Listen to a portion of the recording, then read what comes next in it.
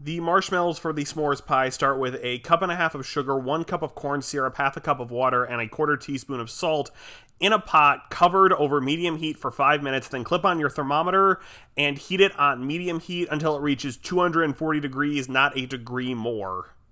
Slowly pour the sugar into a stand mixer fitted with a whisk attachment that is currently home to 3 packs of unflavored gelatin and another half cup of water, and they should be blooming for about 5 minutes at least. I usually put this in right as I put the sugar on to boil. And whip it in on the slowest speed possible. This is probably going to take at least 2 minutes for all of the sugar to be integrated. And remember, don't turn the speed up too high because that liquid sugar is very hot and it will stick to your skin. Turn the mixer speed up to high for 12 to 15 minutes. Go for 12 if you want just like out and out eating because it will be softer. If you want it stiffer for something like this s'mores pie, whip it for 15 minutes. Now it's going to look a little dry. Don't worry. We're going to add a teaspoon of vanilla right near the end with about a minute left in the mixing process, and that will loosen it up. Spread the fluff into a 13 by 9 inch baking pan that has been lined with powdered sugar and cornstarch. Now, this is going to be very sticky, and it will set up almost immediately, so you've got to work quickly.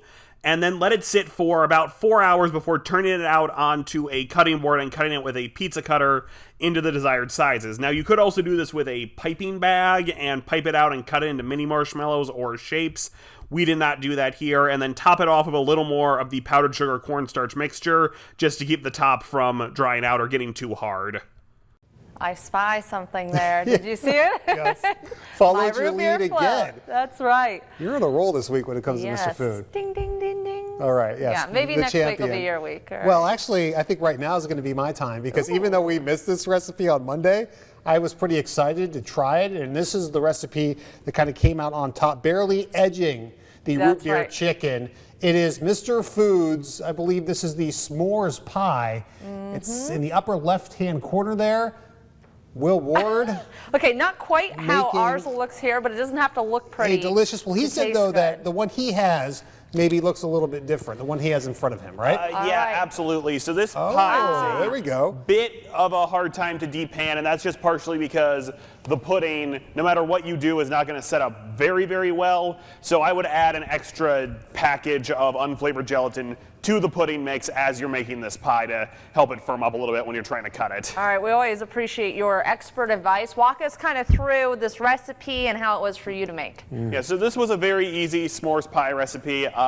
Really, I took upon extra challenge because I made the marshmallows myself. Yeah. This was just taking some sugar, corn syrup, and water, bringing that to 240 degrees, and then whipping it in a stand mixer with 3 packages of gelatin for about 15 minutes until it was light and airy, then letting it sit for 15 minutes, then browning it under the broiler. Fair warning, if you do what Mr. Foods doesn't brown it under the broiler, keep an eye on it. It will go from ready to go to completely burned in a matter of 10 seconds. And could possibly catch on fire, as I know from experience. Yeah, it's very possible. If you've ever roasted marshmallows over an open flame before, you definitely know that can happen. And actually, s'mores were kind of invented because roasting marshmallows became such a popular camping thing because it was originally just this thing you would do at really luxurious beach resorts. And then a 1927 book called Tramping and Trailing with the Girl Scouts featured a s'more recipe, which at the time would have featured a relatively newcomer to the food world, which was non-confectionery marshmallows.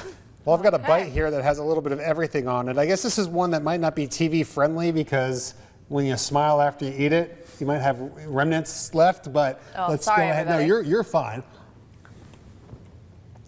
Oh, wow. Okay. Good? We got another winner, Will Ward. Where can people see you behind the scenes, and what do you have there for us this week? Yes, we've got Wandering Chef WCTV. This week I will be showing you how I made the marshmallow step by step. It sounds really daunting when I say it, but it is actually one of the easiest candies you can make. All right. Well, we always appreciate you. Way to go. And of course, we do this Twitter poll every week just for viewers that might be new to the 4 o'clock show here. So you can go to the WCTV Twitter page and vote on for the recipes. If you like chocolate pudding, this will be the dessert for you. That's for sure. Well, thanks again to man. Made his own marshmallows. I mean, it doesn't get he always impresses us.